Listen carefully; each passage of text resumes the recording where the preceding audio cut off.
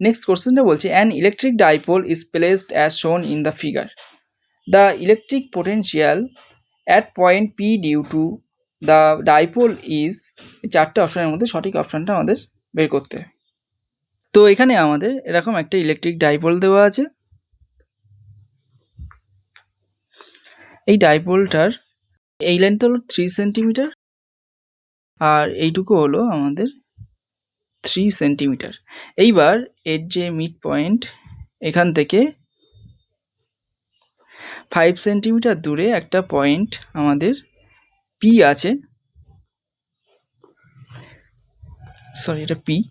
তো এই পয়েন্টে আমাদের ইলেকট্রিক পোটেনশিয়ালটা বের করতে হবে এই ইলেকট্রিক ডাইপোলটার জন্য। তো এখন এই মাইনাস কিউ চার্জের জন্য এই পয়েন্টে যে ইলেকট্রিক পোটেনশিয়াল হচ্ছে সেটা ভি মাইনাস হলে আমরা লিখতে পারি 1/4πε0 minus q by r square. এখানে আর হলো 5 প্লাস এই 3 সেন্টিমিটার প্লাস এই 5 সেন্টিমিটার, মানে 5 প্লাস 3 এত সেন্টিমিটার। এটাকে যদি আমরা মিটারে কনভার্ট করি তাহলে 10⁻² দিয়ে গুণ করতে হবে। তো এত ভোল্ট আসছে।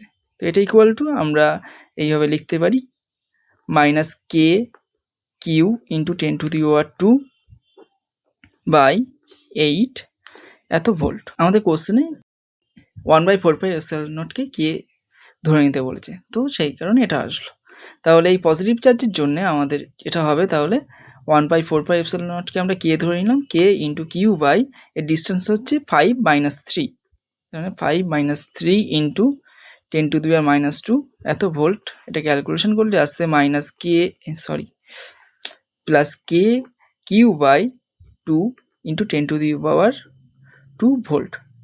তাহলে এই পি পয়েন্টে আমাদের পোটেনশিয়ালটা হচ্ছে, সেটাকে যদি আমরা ভিপি বলি, VP equal to V minus plus V plus. তো এটা যোগ করলে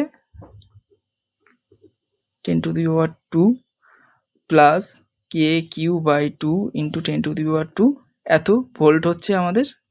তো এটা যোগ করলে আমরা পাচ্ছি 3/8 Q into k into 10⁻² volt. এখন আমাদের কোশ্চেনে বলেছে যে পোটেনশিয়ালটা 10² ভোল্ট এই ইউনিটে লিখতে। তাহলে আমাদের ভিপি আসছে 3/8 কিউ ইন্টু কে। তো যেটা আমাদের কোশ্চেনে অপশান ডি এর সাথে মিলে যাচ্ছে।